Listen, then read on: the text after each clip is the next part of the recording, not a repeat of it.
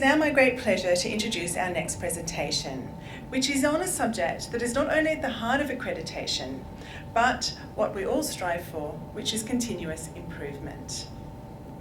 How does your lab measure up? Is your laboratory future fit? What can be done today to be ready for tomorrow? To learn why the measure of a great lab is determined by quality increments and not inconsistent activities, I'd like to introduce Diane Hobday. Diane, not yet. Almost. Diane is NATA's Sector Manager for Materials, Assets and Products, which covers testing in the engineering, manufacturing and extractive industries. Having joined NATA in 2008, Diane has worked across DIAS and life sciences before taking the lead in the MAP sector. She's passionate about sharing her knowledge in quality systems and frameworks. And now, please welcome Diane Hobday.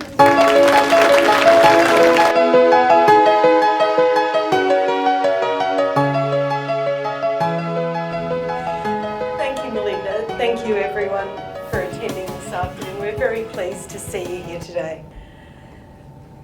It's show and tell day, and now it's little Johnny's turn. He steps up to the front, looks proudly at the classroom and says, "I trained my spider to fetch." So he puts the spider on the teacher's desk, and then he gets out of his pocket a teeny tiny little tennis ball, shows the spider and puts the ball down. Then he says, "Fetch." The spider just sits there. So he picks up the tiny little tennis ball, shows the spider again, puts it back, and again he says, "Fetch." The spider doesn't move. Just sort of scratches itself and sits there. So Johnny picks up the ball again, shows the spider again, puts it down, gives the spider a bit of a poke and says, "Fetch." This time the spider kind of yawns, climbs down the leg of the desk and wanders off. And the teacher says to Johnny, "I thought you said your spider could fetch." And Johnny says, "Oh no, miss. I said I trained him. I never said he learned." We've all seen projects where the milestones are met, all the deliverables are ticked off, and yet it didn't do what everyone expected when it was rolled out.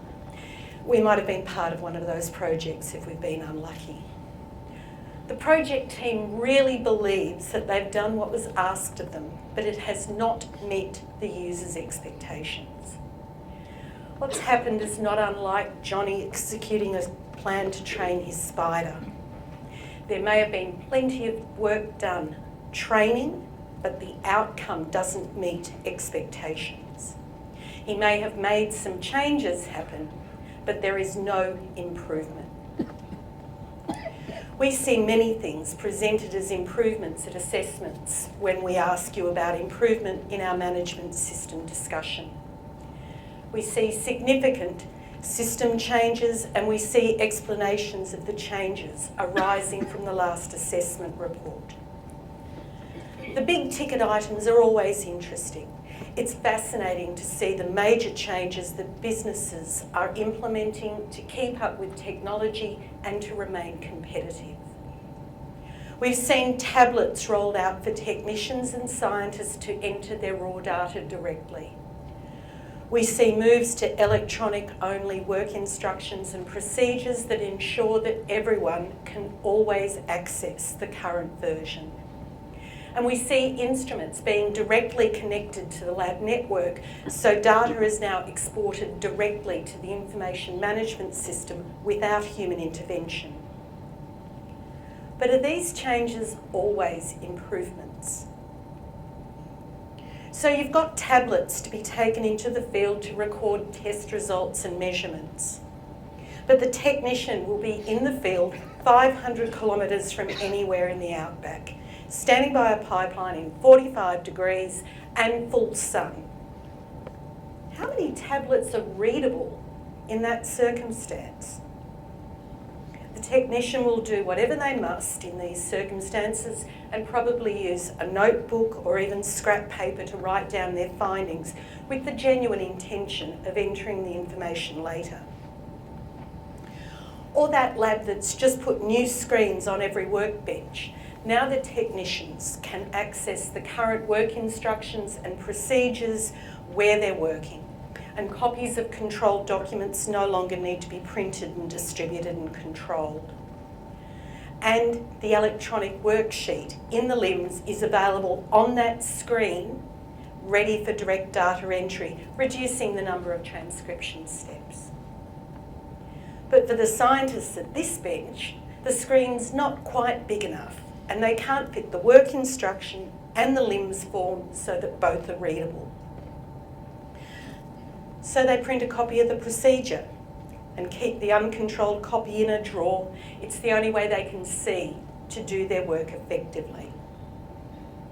And all those new network connections for the lab's equipment, automatically at the end of each batch, they upload data sets to a folder on the network, and then periodically the information management system comes and collects the data for further transformation and processing to a report.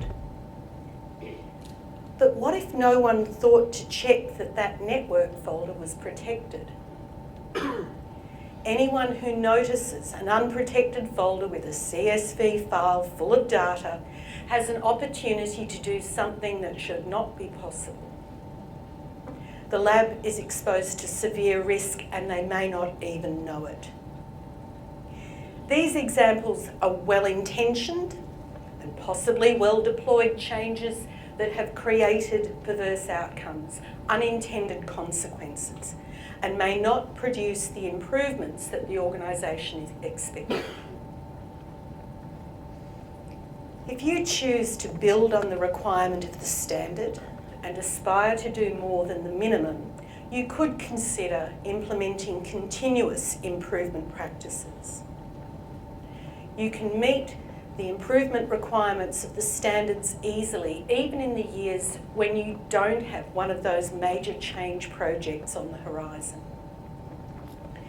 Continuous improvement with a capital C and a capital I is a well-known business approach to improvement.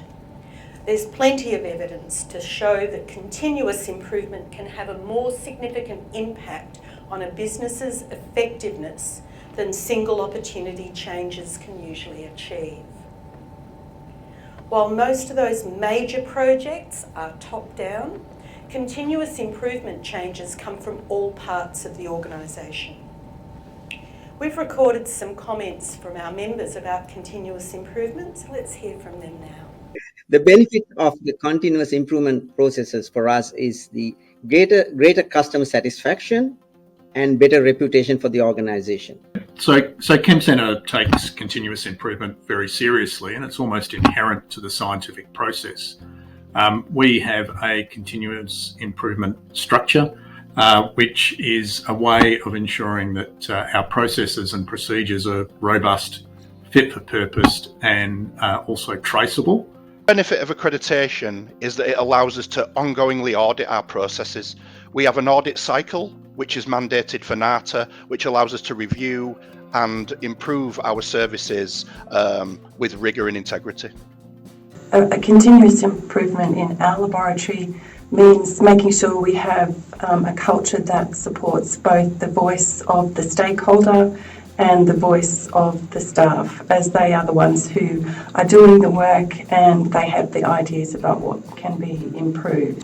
But accreditation also means that in your culture, there's a culture of accepting feedback, there's a culture of review, and that things like consultation are business as usual. Accreditation helps our labs by keeping the spotlight on how they operate and automatically highlighting where things can be done better. Continuous improvement involves everyone. It is based on a plan, do, check, act cycle, with documentation being critical to the establishment and continuing support of the improvements. NATA accreditation helps support and encourage each stage of the improvement process through the auditing and review of the laboratory system. Like the members you've just heard from, continuous improvement using your management system tools can positively impact your business. As an accredited facility, you already have the tools to implement continuous improvement in your management system. The concept of continuous improvement asks that an organisation intentionally seeks incremental improvements from all parts of the organisation at all levels, all of the time. It's not a destination, it's a continuing journey. It's intentionally seeking to improve all of the time. That means structuring your change control and quality improvement processes to ask that everyone in your organisation suggests improvements. It is actively looking for improvements, no matter how small, no matter how big. And the organisation intentionally structures its process to be open to staff at all levels. It creates a culture that ensures staff know how to make suggestions for improvement and are encouraged to do so. Continuous improvement expects that together with the strategic big ticket items, small step change improvements are made all the time. There is never a time when the management system is finished. After all, stasis is the basis of infection. If you think your management system is finished, it really is finished. Incremental changes to procedures and processes suggested by staff using them could be as simple as improving the layout, the readability of a document, ensuring the protection of network folders, or having alternative means for entering results and data in difficult environmental conditions. Making these small changes makes it easier for people to do the right thing and lowers the barrier to compliance with your systems. Continuous improvement is everyone's business. It asks that these incremental, intentional changes come from all parts of your organisation. You can't get to continuous improvement if you've got a system that limits the ability of some parts of your organisation to propose change. The barrier may be procedural, where specific staff roles or positions are the only ones who can register a possible improvement. The blockage may be cultural, where your staff are aware of the process but believe it's inappropriate for them to make proposals for change. Or it may just be a blind spot. The process is theoretically accessible to everyone, and the procedure says that anyone can propose improvements.